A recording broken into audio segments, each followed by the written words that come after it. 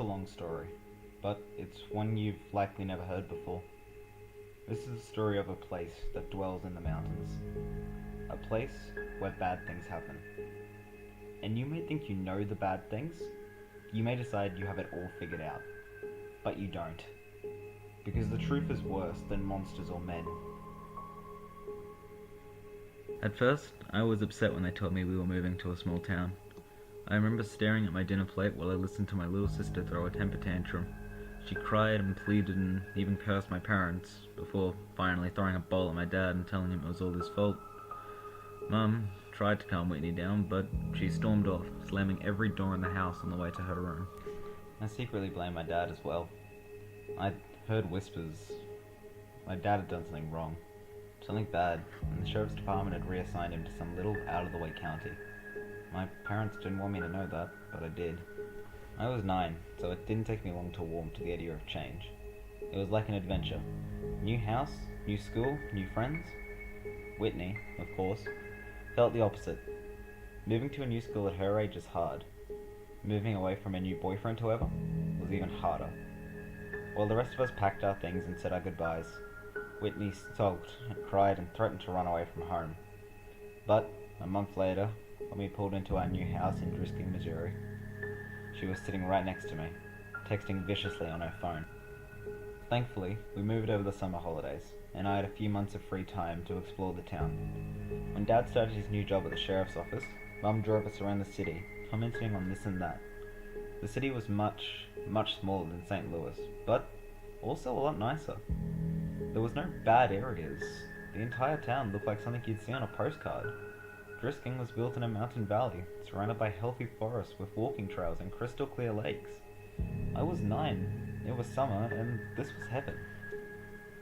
We'd been living in Drisking a week or so, when our next door neighbours came to introduce themselves, Mr. and Mrs. Landy and their 10-year-old son Kyle. While our parents talked and drank coffee, I watched the Landys' lanky, red-headed son hang out in the doorway, slyly eyeing the PlayStation 2 in the living room. Do you play? I asked him. He shrugged.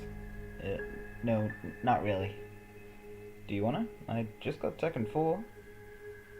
Kyle glanced at his mum, who had just been handed her third cup of coffee. Yeah, sure. And that afternoon, with the ease and simplicity of our age, Kyle and I became best friends.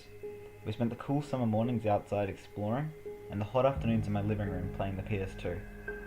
He introduced me to the only other kid in our neighborhood, a skinny, quiet girl named Kimber DeStaro. She was shy, but friendly, and always up for anything. Kimber kept up with us so well that she quickly became the third wheel on our tricycle. With my dad at work all the time, my mum consumed by our new friendships, and my sister locked in her room all day, the summer was ours to take, and take it we did. Kyle and Kimber showed me where all the best hiking trails were, which lakes were the best, and where the best stores in town were. By the time the first day of school rolled round, I knew I was home. And on the last Saturday before school started, Kyle and Kimber told me they were going to take me somewhere special. Somewhere we hadn't been yet. The Triple Tree. What's the Triple Tree? I asked. It's a totally awesome, totally huge treehouse out in the woods, Kyle said. Whatever, Kyle. You guys, if there's a frickin' treehouse, you would have showed it to me by now. Nuh-uh, we wouldn't have. Kyle shook his head. There's a ceremony for first-timers and everything. Kimber nodded agreeingly, her dark orange curls bouncing off her tiny shoulders. Yep, it's true, Sam. If you enter the treehouse without the proper ceremony, you'll disappear and then you'll die. My face fell. I now knew they were just making fun of me. You guys are lying. No, we're not, Kimber insisted. Yeah, we'll show you. We just need to get a knife for the ceremony and we'll go. What? Why do we need a knife? Is it a blood ceremony? I whispered. No way, Kimber insisted. You just need to say some words and carve your name into the Triple Tree. Yep, it'll only take like 1 minute, Kyle agreed. And it's a cool treehouse? I asked. Oh yeah, Kyle promised. Okay, I guess I'll do it then. Kyle insisted that I use the same knife he used during his own ceremony, but we paid a price to get it. Mrs. Landy just happened to be home with her younger son, Parker. Despite Kyle's many objections, his mother insisted that Kyle take his 6-year-old brother with him. Mom, we're going to the treehouse. It's only for the older kids. Parker can't go. I don't care if you're going to see an Exorcist movie marathon. You're taking your brother with you. I need a break. Kyle, can't you understand that? And I'm sure your friends won't mind. She flashed a look to me and Kimber. Right? No, not at all, Kimber said, and I nodded in agreement. Kyle made a loud, overdramatic sigh and called his brother. Ugh, Parker, put your shoes on. We're leaving now. I'd met the youngest Landy several times before, and found that he was as unlike his brother in looks as in disposition. Where Kyle was a wild, excitable fireball with hair to match, I found Parker to be an anxious, fidgety boy with small eyes and dark brown hair. We got on our bikes and made our way down a lesser-known hiking trail a few miles away. I'd asked before where that trail led when we'd ridden across it a few weeks before, and Kyle had given me the underwhelming answer of, nowhere interesting. We pulled up to a trailhead and leaned our bikes against a wooden signpost which read, West Rim Prescott Oil Trail. Why are there so many signs named Prescott around here? I asked. Is this Prescott Mountain or something? Kimber laughed. No, dummy. It's because of the Prescotts. You know, the family that lives in the mansion up on Fairmount. Mr. Prescott and his son Jimmy own like half the businesses in town. More than half, Kyle agreed. Which ones? Do they own the GameStop? The only store in Drisking I really cared about. I don't know about that one. Kyle wound the lock around the 4 bikes and then clicked the bar into place and spun the numbers on the dial. But, like the hardware store, the pharmacy, Gideon's on 2nd, and the newspaper. Did they start the town? I asked. Nah, mining started the town. I think I want to go home. Parker had been so quiet I'd completely forgotten he was there. You can't go home, Kyle said. Mom said I had to bring you. Now come on, it's only like another 2 miles. I want to take my bike, Parker answered. Too bad, we're going off trail. I don't want to go. I'll stay with the bikes. Don't be such a wussy. I'm not. Kyle, be nice, Kimber hissed.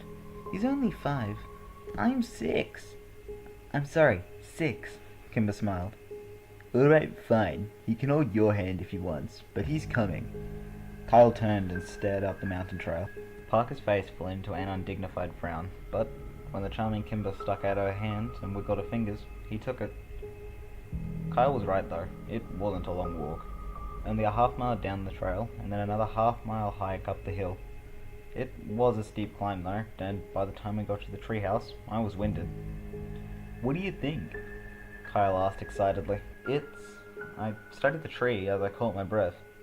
It's pretty awesome, I smiled, and it was. They hadn't lied, the treehouse was the biggest I'd ever seen. It had multiple rooms, and there were actually curtains in the windows. A sign above the door read, Ambercott Fort, and a rope ladder hung below the threshold, missing several planks. I'm going up first, yelled Parker, but Kimber caught his arm.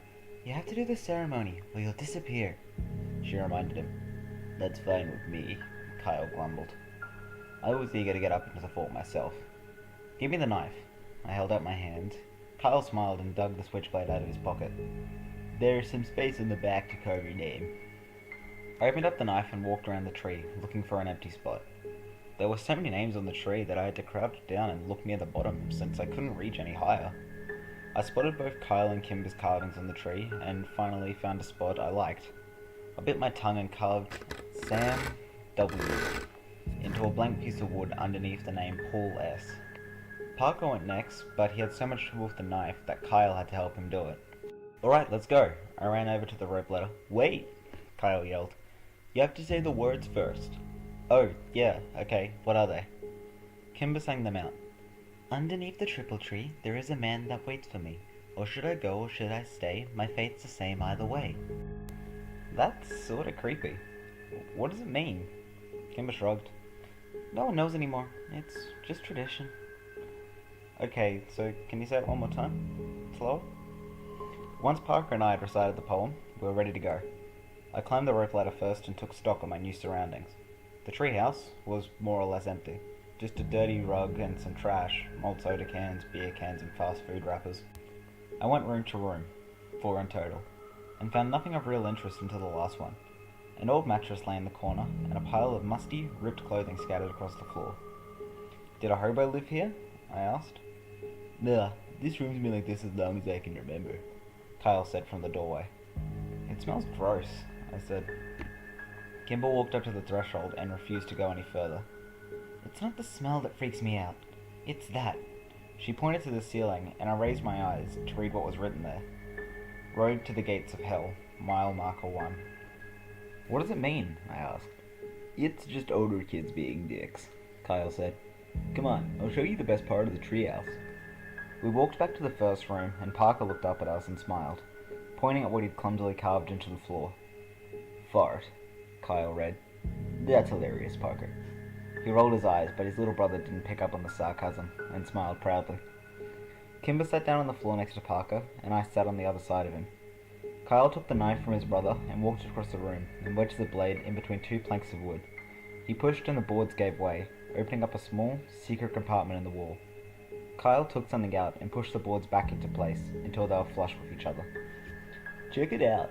He turned around and proudly held up 2 cans of Miller's Light beer. Whoa, I said. Ew, warm beer? That's gross. How'd you even know that was there? Kimber asked. Phil Saunders told me. Are we gonna drink it? I asked. Hell yeah, we're gonna drink it. Kyle came and sat down in our circle, popped open the first beer and offered it to Kimber.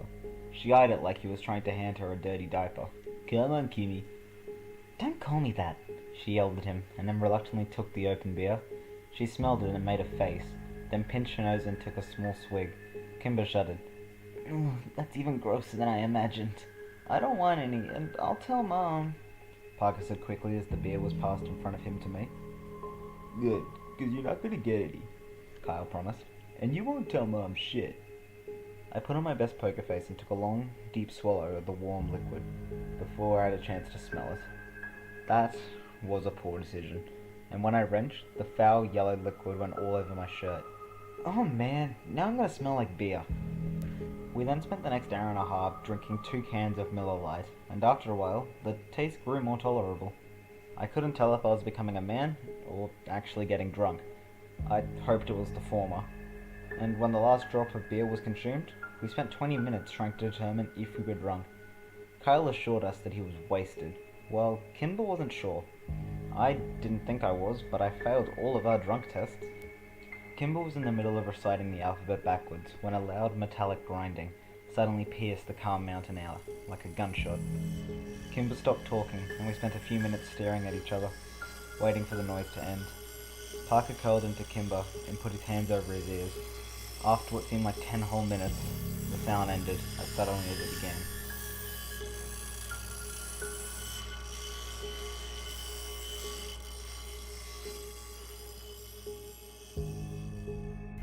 What was that? I asked, and Parker mumbled something into Kimber's sweatshirt. Do you guys know? I tried again. Kimber stared at her feet as she crossed and uncrossed them. Well? It's nothing, Kyle finally answered. We hear it sometimes in town. It's not a big deal. It's just louder up here. But what's making the sound? Borrasca, Kimber whispered without taking her eyes off her feet. Who's Borrasca? Not a who. Where? Kyle answered. It's a place. Another town? No, it's just a place in the woods. Oh. Bad things happen there, Kimber said, more to herself than to me. Like what? Bad things, Kimber repeated. Yeah, but don't ever try to find it, dude, Kyle said behind me. Or bad things will happen to you too. But what kind of bad things? I turned around. Kyle shrugged and Kimber stood up and walked over to the rope ladder. We'd better go. I have to get home to my mum, she said. We climbed down the rope ladder one by one and walked back down the trailhead in an unfamiliar silence. I was dying of curiosity about Borrasca, but I couldn't decide if and what to ask about it. So, who lives there? Where? Borrasca. The skinned men, Parker answered. Kyle laughed. Only babies believe in that. Like men who are skinned? Like their skin is gone, I said excitedly. Yeah, that's what some kids say. Most of us start believing in that though when we turn double digits, Kyle said. I looked back at Kimber, who was 9, like me, but She was staring down the trail, ignoring us. That seemed to be the end of the conversation, and by the time we reached our bikes, the awkwardness was gone, and we were giggling and trying to decide if we were too drunk to bike home. School started 2 days later, and I'd completely forgotten about Borrasca. When my dad pulled up to the curb and dropped me off that morning, he locked the doors before I could get out. "Not so fast," he laughed. "As your father, I get the privilege of giving you a hug and telling you to have a good first day at school." "But Dad, I gotta meet Kyle by the flagpole before first bell." "And you will. But give me a hug first. In a few years you'll be driving yourself to school. Let me be your dad while I still can." "Fine," I said, and leaned over and gave my dad a quick hug. "Thank you. Now, go meet your friend. Your mum will be waiting here to pick you up at 3:40. "I know, Dad. Why can't I take the bus like Whitney?" "When you're 12, you can take the bus," he smiled and unlocked the door. "Until then, I get to drop you off in the morning. If you think it would make you look cooler, you can ride in the back seat, behind the cage." "Dad, just don't." I threw open the door of his cruiser before he could say anything more, and ran as he laughed behind me. Kyle was already waiting for me at the flagpole, and he'd found Kimber too. "Dude, you'd almost missed the first bell," he yelled when he saw me. "I know, sorry." "Whose class are you in?" Kimber asked. She was wearing a red sweater and leggings with frogs on them. Her curly orange hair was brushed into ringlets, and her lips were pink and shiny. She'd never looked prettier, and I was surprised to realize I'd never seen Kimber as a girl before. Mr. Diamond." "Me too," she said cheerfully. "Lucky," Kyle scoffed. "I have Miss Trusty. Only 2 4th-grade teachers, and I get the crappy one." Kimber grimaced. "Yeah, my mom had her when she was a kid." "What's wrong with her? What did she say?" "Just, she's strict and gives out homework on weekends." "On weekends? Fuck!" "Excuse me, Mr. Landy." I immediately recognized the man that had suddenly appeared behind the white-faced Kyle. Sorry, sir. I meant dang." Kimber giggled. "I'm sure you did." He nodded. "Hi, Sheriff Cleary." Even though I'd only met him a few times, I liked my dad's boss and he liked me. "Well, hello, Sammy. Are you excited for your first day?" Sheriff Cleary crossed his arms in front of him and widened his stance imposingly, but gave me a wide smile. "Yes, sir," I said, and then added lamely, "What are you doing here?" "I'm giving a presentation to 5th and 6th graders on safety when walking to and from school." "Yeah, he gives it every year," Kyle muttered. "Oh, cool." I smiled. Sheriff Cleary nodded at me and turned and walked away. I looked around, confused. "Where's Kimber?" "She took off. She is annoyingly on time to everything." And as if to illustrate his point, the bell rang. We both ran up the stairs and inside. I walked into class and saw Kimber had saved me a spot next to her at the back. Mr. Diamond, a short rounded man of 40 or so, nodded at me when I came in. "Mr. Walker, I assume."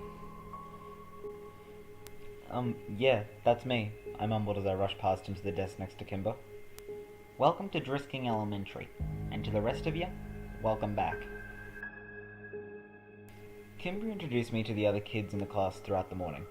Most of them were nice, if sort of underwhelmed by me. They said their hellos and asked where I was from. The conversation usually ended with an unimpressed, "Oh, okay." A group of girls who sat near the front snuck looks at us all morning, and snickered. I asked Kimber who they were, and she just shrugged. During our second break, they came up and talked to me. "Are you friends with Kimber DeStaro?" a tall, dark-haired girl asked me. "Yeah," I answered and looked over at Kimber. She was watching me with worried eyes. "Are you related to her?" "No." "I didn't think so, because you don't have orange hair." I didn't know what to say to that. "You don't have to be friends with her," the second girl said, with an oddly rounded face. "But I want to be friends with her." A third girl, behind the other 2 girls, snorted.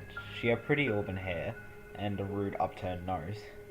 "Well, if you do, you're going to be in the ugly kid group," the first girl warned. "And once you're in that group, you can't ever leave." "Better than being in the bitch group," I said. Rude nose and round face gasped, and the dark-haired one smiled. We'll see, she said, and the three returned to their corner of the room. I sat back down next to Kimber, feeling like a badass. It was the first time I'd ever used a swear word in front of anybody other than Kyle. What did they say to you? Kimber asked nervously. They said you were too pretty to be near them and that you'd make them look gross, so we have to stay away from them. Liar, Kimber answered, but I could tell she was smiling. We met Kyle in the cafeteria at lunch, who had nothing but bad things to say about his morning. I mean, come on, why would she make all 14 of us get up and say something about each other? We've all known each other for like 4 years now. When the bell rang for recess, I went to throw my lunch away with Kyle and I bumped into some kid I hadn't seen before. Hey, you Sam Walker? The kid asked. Yeah. Oh, your sister's dating my brother. Oh man, Kyle laughed. Your sister's dating a Whittaker? Shut up, Kyle, the kid grumbled. She's gotta be Whitney Whittaker. As funny as it was, I couldn't help but be a little surprised. Not that I'd been paying attention, but I'd only seen Whitney out of her room once over the summer. Where did she meet him? I asked the Whittaker kid. I don't know, probably at his job. His job? Where? He works at Drisking Water. It didn't make any sense to me, but I shrugged it off. I did remember my mum giving Whitney some menial task like getting the car washed and setting up a few utilities to keep her out of the house. Maybe she met him once and they started dating over text. The rest of the school week followed much like the first. We were well into the first month when I heard mention of the skinned men again. We were out on the playground. Kyle and I were trying to start a fire with 2 large wood chips. I'd just given myself a splinter when in the distance the sound of grinding metal flooded over the playground, silencing every one of us.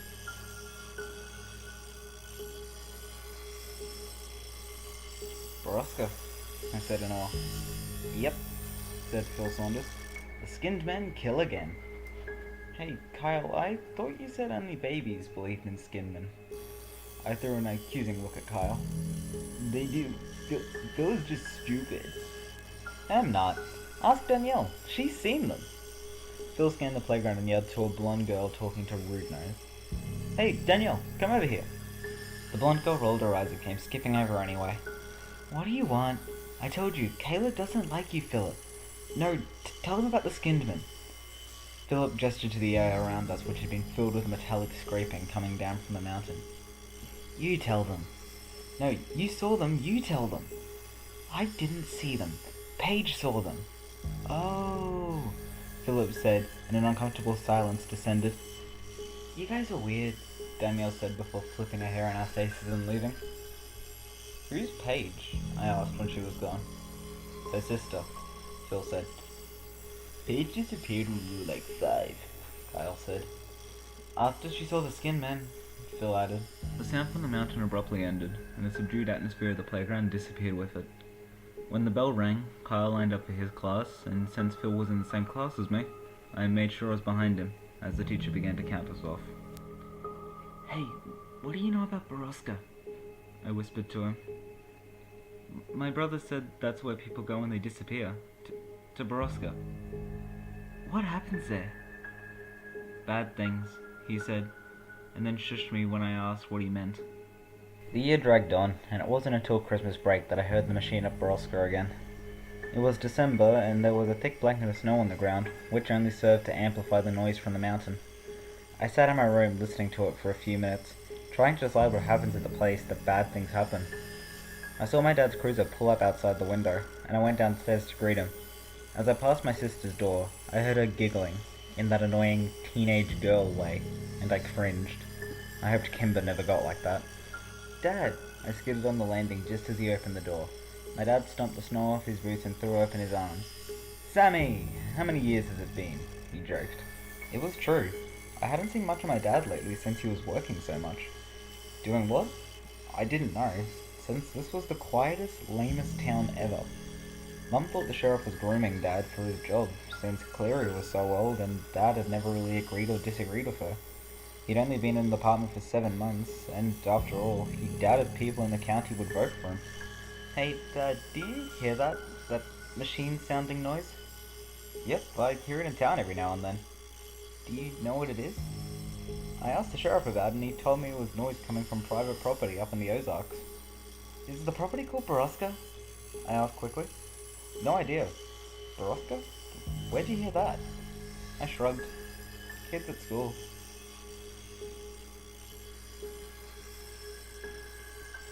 Well, it's nothing to worry about, Sammy. Probably just some logging equipment.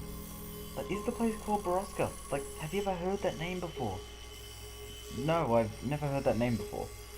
Dad pulled off his boots and shrugged off his coat, looking towards the kitchen. I could tell I was losing him. Have you ever heard of the Skinned Men? I asked quickly.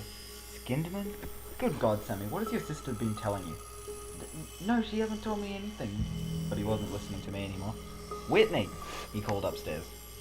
No, Dad, Whitney doesn't even talk to me, I repeated. I heard the door creak open upstairs and Whitney peered over the railing, phone in hand and an annoyed look on her face. Are you trying to scare your brother? Dad demanded. Dad, no, I said. Whitney shot me a betrayed look. Ugh, seriously, as if I'd waste my time. You're not telling him stories about skinned men, are you? No, Dad, I told you, I heard it at school. Whitney gestured at me as if to say, see? Alright, well, you kids need to start getting along. Your family, for Christ's sake. Whitney rolled her eyes, and when Dad walked into the kitchen, she stuck her tongue out at me. Real mature, Whitney, I yelled at her, but she was already gone. I'll tell Dad about your boyfriend. Christmas came and went with surprising smoothness at our house. Whitney and I got everything we'd asked for, which was a first for us. The town may be smaller, but Dad's paychecks were clearly better. I wore my new Rams Parker on the first day of school after Christmas break. Kyle gawked over it and Kimber showed off her new blue necklace which her mum had gotten her for Christmas. Kyle and I faked interest, but did it poorly. Kimber knew, but she was just happy we cared enough to fake it. As we said goodbye to Kyle for the morning, Kimber was suddenly slammed from the side. Kyle called her before she fell and I spun angrily to see dark-haired girl, whose name I'd learned was Phoebe Dranger, laughing and walking away with rounded-faced girl.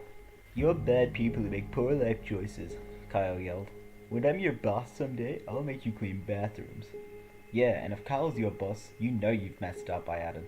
Kyle and I high-fived and turned to Kimber, but she wasn't sharing in our victory. She was trying to hide the tears on her face. Don't sweat those girls, Kimber. Nobody likes them. People are just nice to them because they're related to the Prescotts. Kyle tried to give her an awkward pat on the back, but Kimber turned away from him and ran in the opposite direction. I hate those girls. Like, I really hate them, I said to Kyle. I know, they're bitches, Kyle answered, mouthing the last words as he looked over his shoulder for any lurking adults. Well, I'd better get to class to make sure they don't try to talk to her again. There's an assembly this morning. No classes until after lunch. Seriously? That's awesome. Do we still have to sit by class? Not usually, but we better get there quick so we can get seats at the back, Kyle said as he started walking. What's the assembly for? It's either DARE or the History Society presentation. What's DARE? You know, DARE, as in don't do drugs or you're grounded until you're dead. Oh, well, I hope it's the history thing then. We found Kimber, already in the auditorium. She had collected herself and saved both of us a seat at the back of the room. She waved us over just as the puffy, stern Mrs. Trevedy walked on stage. Hello, 4th grade students. This morning we have a special presentation for you from the Historic Preservation Society of Drisking. If you have any questions during the course of the lecture, please raise your hand. Ugh, like that will happen, Kyle laughed. Now, I'd like to introduce you to Mr. Watt Dowding, Miss Catherine Scandal, and of course, Mr. Jimmy Prescott. What? Jimmy Prescott? And not his dad? That's so weird, Kimber whispered. Thomas Prescott has done this presentation every year for like 20 years, Kyle said.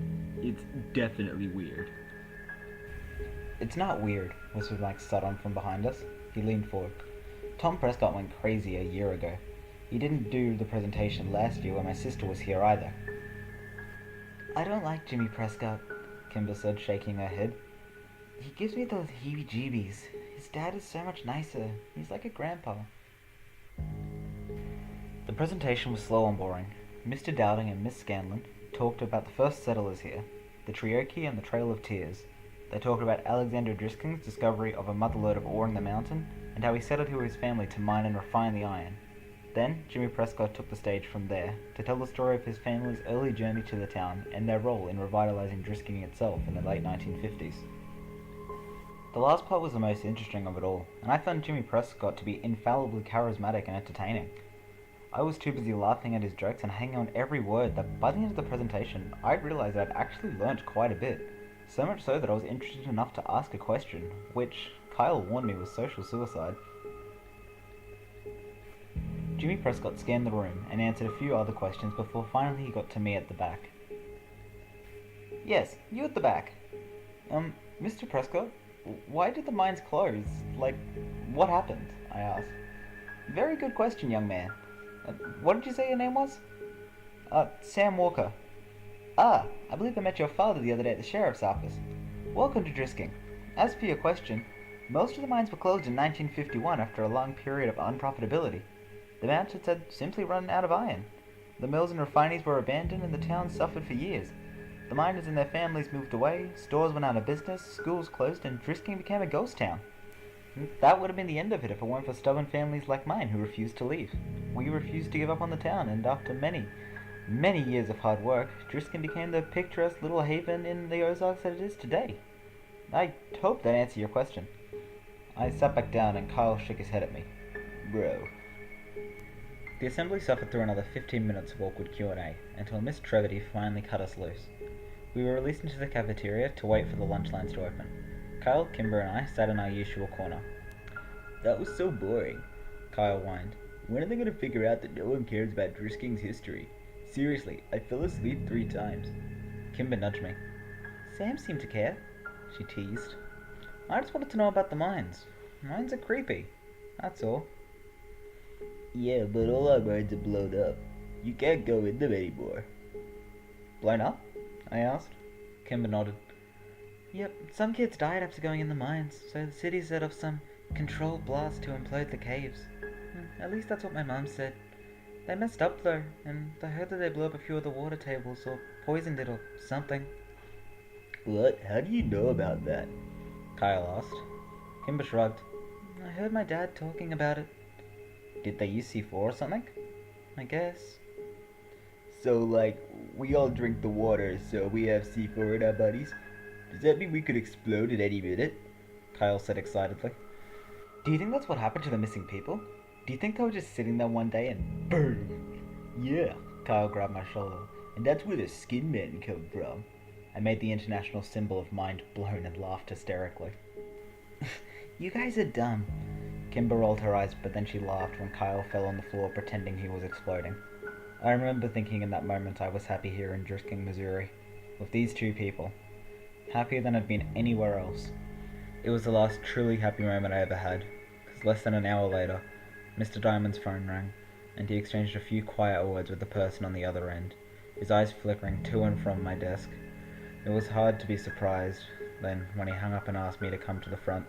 When I got there, he told me my mum was waiting for me in the office, and I was going home for the day. I traded a confused and worried look with Kimber, and then I packed my backpack and went to the office. When I got there, my mum was crying. Is it Dad? I asked quickly, holding back tears. No, honey, Dad's fine, she whispered. Then what happened? Whitney never made it to school this morning. Her voice broke over my sister's name. No, Mum, I think she did. I saw her, quickly. I saw her leaving this morning. It was early, like 6, and she was with her friend, Pete Whittaker, and that other kid, Tyler. We know all that, Sam, but they made it to school and Whitney wasn't with them. They said she wanted to stop by Circle K near Drisking High, so they left her there, and no one has seen her since. Well, my brain struggled to come up with an explanation. Maybe she's ditching. No, honey. My mum put the car in drive and drove up to our house, parked behind a police cruiser. The police, as well as your father, think Whitney is with Jay. But she has a new boyfriend here. We found all her books on the floor of her room this morning, and half of her clothes gone along with some cash of your dad's. But right now, we think she's hitched a ride to St. Louis, and she's with Jay. The sheriff's office is trying to contact the boy's parents now. Whitney, run away. Anyone who knew my sister knew that she was prone to dramatic and empty threats. Plus, she was dating Chris Whittaker, older brother of Pete. I was sure of it. We walked up the steps and into the house, filled with stale coffee and quiet murmurs. I tried to remember if Whitney herself had ever actually confirmed she was dating Pete. but I drew a blank. When we walked into the kitchen, I saw my father sitting on the table, staring at phone records, head in hand. He looked up when I came into the room and gave me a quick smile. "Hey, buddy." "Dad, I have to tell you something." I felt a heavy hand on my shoulder and turned to look up to see Sheriff Cleary. "Everything and anything you might know, son, no matter how trivial you think it is." I nodded and sat down at the table with my dad as my mum handed a big man a cup of coffee. "Here you go, Sheriff," she said weakly. "Please, Miss Walker, call me Killian." My mother nodded and retreated back into the darkened corner to talk quickly with Sheriff Cleary's wife, Grace. "What do you know, Sam?" my dad asked as he rested his chin on his hands in a mock symbol of prayer, as though I might deliver him from his suffering. "Well, just, I heard Whitney had a boyfriend. That guy, Pete Whittaker, she's been hanging out with. And I saw them and Tyler leave this morning before me."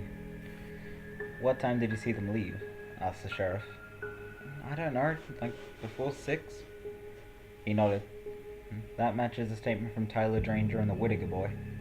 My father's head sunk lower into his hands, and I knew I'd let him down. "But," I rushed, "I don't think she went back to St. Louis because she's dating Pete, and I don't think she wanted to be back with her boyfriend." "I understand that, son, but a teenage girl's mind is a complicated thing. My officers are trying to get a hold of the boyfriend's family back in St. Louis." Clary nodded to my father. "Now, why don't you head up to your room and let us work, Samuel?" I looked up at him surprised. "What? No, I want to stay down here. I can help." "No, there's nothing more you can do down here. You've been a good brother. Now let us handle this." "But I can help." "You already have." "Dad!"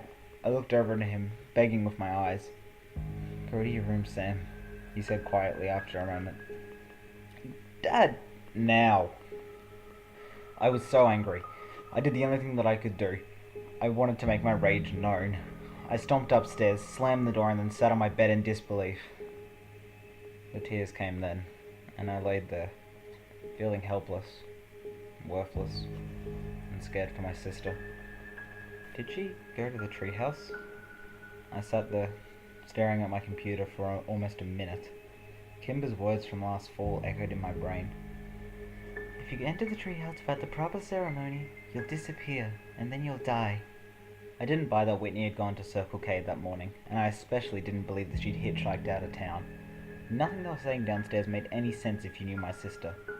But maybe this did. Maybe she and her boyfriend went to the treehouse to make out or something, and maybe he'd left her there. Maybe she'd gotten lost, or maybe the skinmen had found her. That was the worst thought of all. I didn't need to sneak out because the police were too busy with my parents to care about me anyway. I snuck my bike out of the garage and rode the 3 mile to West Rim and Prescott Oil Trail. When I got there, I saw 2 bikes already locked to the signposts, and my 2 best friends sitting on the snow next to them. "Yeah, I knew you'd come here," Kyle said when I pulled my bike up, and Kimber ran and hugged me. "I'm so sorry, Sam." There was really nothing for me to say, and they didn't push. Kimber took my arm, and we started up the trail. The silence between us was stretched, but comfortable. We trudged through the snow, and all the while, I searched for the telltale footprints of others, but the snow was coming too fast.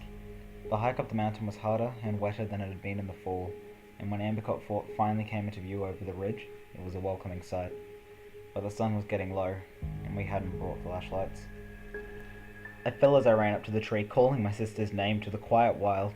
Kyle was right behind me and leapt impressively onto the rope ladder, climbing up the planks. I kept calling Whitney's name, waiting for Kyle to yell that he'd found her, or that there was at least some sign of her. And then I heard Kimber quietly say my name from where she stood at the triple tree. I ran over and tried to follow her eyes to confirm what I already knew was there. And then I finally found it, freshly carved near the top. Whitney W. My breath froze in my chest, and my vision blurred with unwelcome tears, as the sun took its last desperate breath before plunging into the deep horizon. A deafening, metallic whirl sang from out of the wilderness and spilled down the mountainside.